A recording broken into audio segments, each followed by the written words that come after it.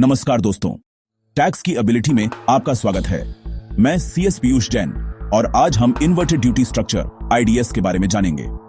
Inverted duty structure IDs तब होता है जब इनपुट्स जैसे कच्चे माल पर टैक्स रेट फाइनल प्रोडक्ट पर टैक्स रेट से ज्यादा होता है।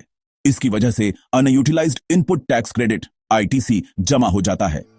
उदाहरण के लिए, अगर इनपुट पर 18% जीएसटी और फाइनल प्रोडक्ट पर 12% जीएसटी है तो अतिरिक्त 6% क्रेडिट के रूप में ब्लॉक हो जाता है। जीएसटी के तहत सीजीएसटी एक्ट का सेक्शन 54(3) इन्वर्टेड ड्यूटी स्ट्रक्चर में अनयूटिलाइज्ड आईटीसी के रिफंड की परमिशन देता है।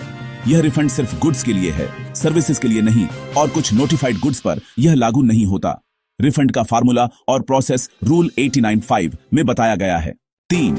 इन्वर्टेड ड्यूटी का सामना करने वाले कॉमन सेक्टर्स। इन्वर्टेड ड्यूटी का सामना करने वाले कॉमन सेक्टर्स में टेक्सटाइल्स, फुटवियर और फार्मास्यूटिकल्स शामिल हैं। इन सभी में कच्चे माल पर फिनिश्ड प्रोडक्ट से ज्यादा टैक्स लगता है।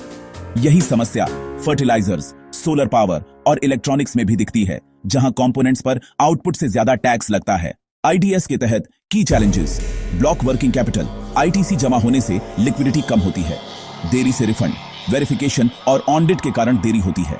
पॉलिसी में शिफ्ट, यह एलिजिबिलिटी और क्लेम प्रोसीजर को अफेक्ट करते हैं। कंप्लायंस का बोझ, रिफंड के लिए डिटेल रिकॉर्ड्स मेंटेन करने पड़ते हैं। लिमिटेड कवरेज, कुछ सेक्टर्स को रिफंड से एक्सक्लूडेड। 5. गवर्नमेंटी उपाय और स्पष्टीकरण। सरकार ने इन्वर्जन को ठीक करने के लिए कई उपाय किए हैं।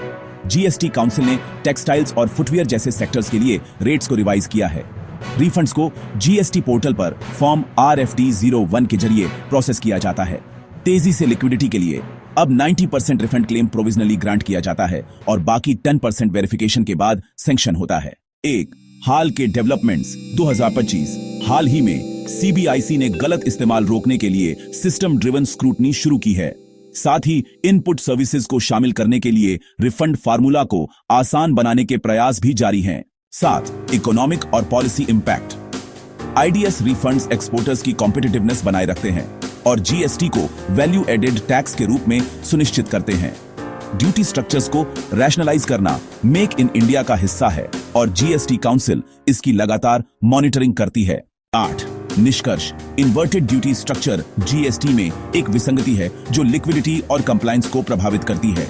हालांकि रिफंड मैकेनिज्म राहत देता है, समय पर प्रोसेसिंग जरूरी है। सरकार का रिस्क बेस्ड प्रोविजनल रिफंड्स की ओर शिफ्ट बिजनेस ऑपरेशंस को आसान बनाने की दिशा में एक बिग स्टेप।